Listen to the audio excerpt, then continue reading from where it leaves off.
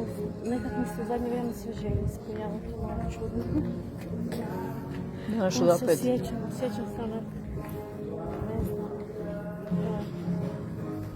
Bila mi je želja ići žičarom, jer to zadnji put nisam, evo. Bila mi je želja ići u Pariz, idem u Pariz. Idem na Maldive na vjerojatnicama, oko svojeg rođendana, sa sestrom, sa svojom čerkom.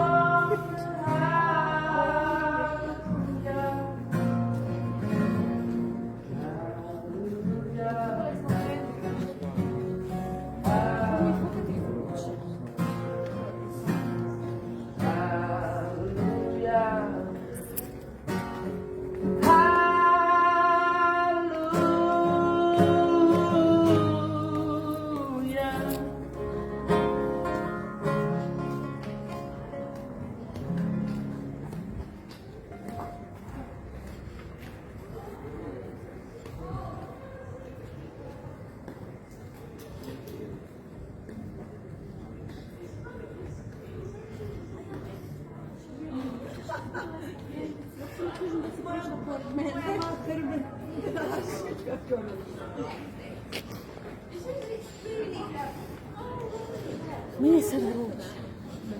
Još kad popijem hotel, ću se skidati gaće. Snimaš?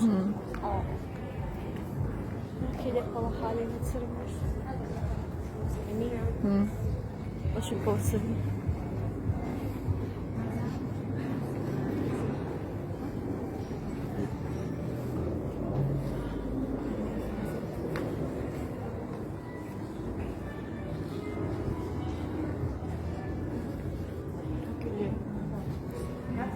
Kažem, osnovne škole sam bila. Ali ne, uopće ne izložiti. Bila. Osim Kupara. Osim Kupara sam tamo bila. Stvarno? Pa privatno smještaj. To mi je ostala slika, ali Dubrovnika, ono.